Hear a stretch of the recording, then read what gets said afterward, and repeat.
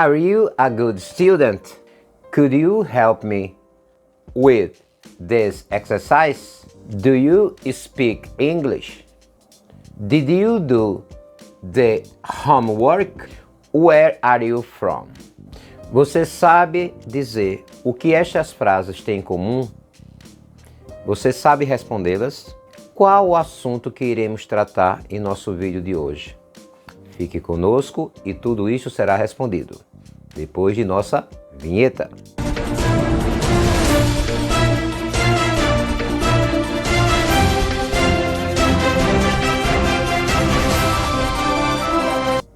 Meu caro buscador de conhecimento, aqui quem vos fala é o professor Fernando e você está aqui no canal TV Pilar 3.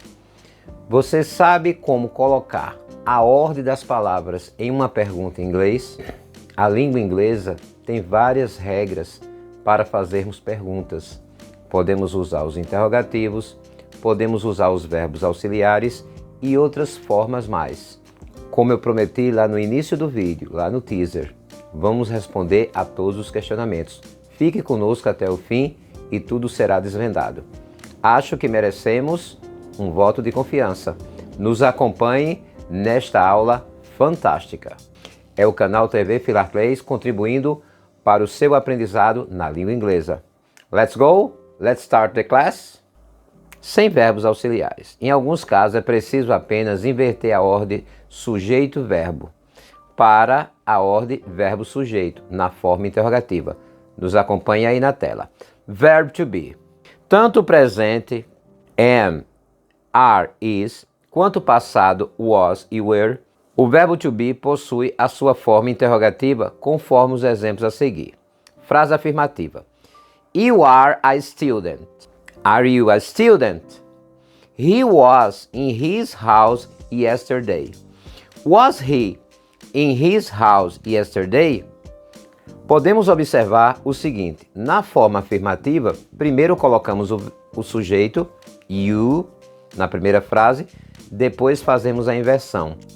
Ao inverter, ficando a frase Are you a good student? Você é um bom estudante? Nós não devemos esquecer da interrogação. Então, invertemos, colocando primeiro o verbo e depois o sujeito. O mesmo acontece na segunda frase. He was in his house yesterday. Invertemos, colocando o verbo no início, was, depois o sujeito, he, e terminamos a frase. E aqui nós temos, ele estava na casa dele ontem? Então estamos questionando. Lembre-se que é diferente do português, onde colocamos apenas a interrogação. Não esqueça da inversão. Vamos conhecer agora os modal verbs. Aqui deixaremos um card onde falamos mais sobre o verbo to be, verbos modais, para o seu aprendizado.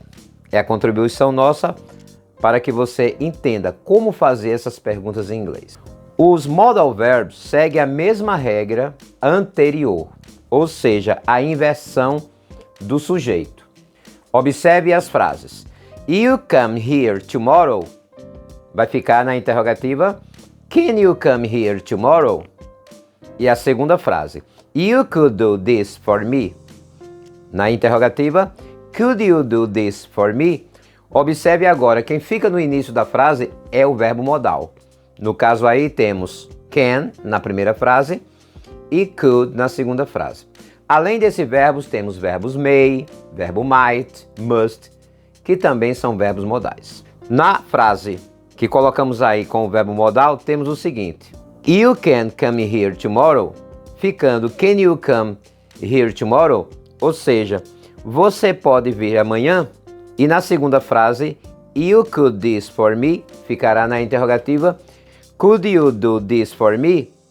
Você poderia fazer isto para mim?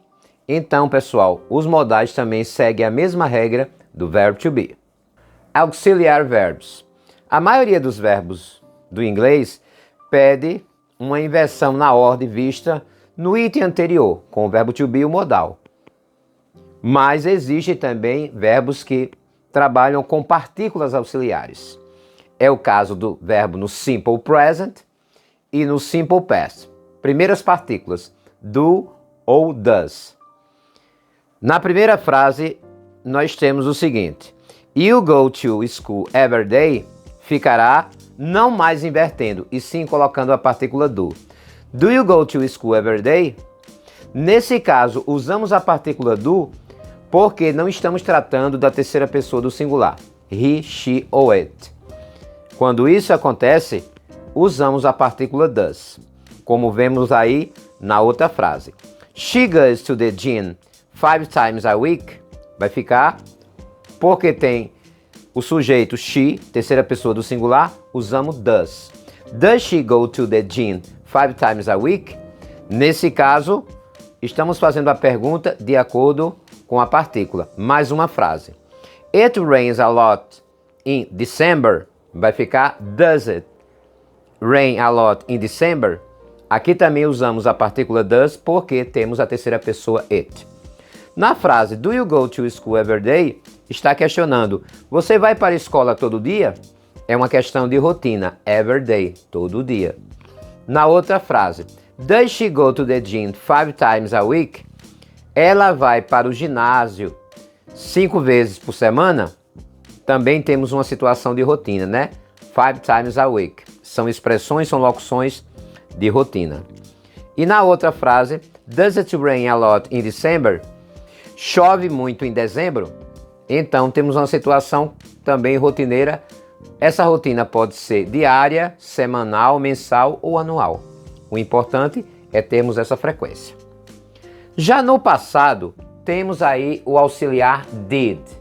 Neste auxiliar did, usamos da mesma forma, ou seja, a partícula ficará antes do sujeito, igual ao do e o does. Só que no passado só existe uma partícula, para qualquer pessoa do verbo. Olha aí a frase. You work yesterday. Vai ficar did you work yesterday? Observe que estamos colocando aí a partícula auxiliar no início. E note que o verbo que antes estava com a terminação ed perderá essa terminação. Essa terminação ed só acontece nas frases afirmativas. Olha a outra frase. You spent the holiday working. Vai ficar did you spend the holiday working? Aqui nós temos também o auxiliar did no início. A diferença entre a primeira frase no passado e a segunda, como a primeira tem worked, a terminação é de, estamos tratando de um verbo regular. E na outra frase, como não temos a terminação é de, temos o verbo spent, que vem do verbo spend, né? Aí é o passado.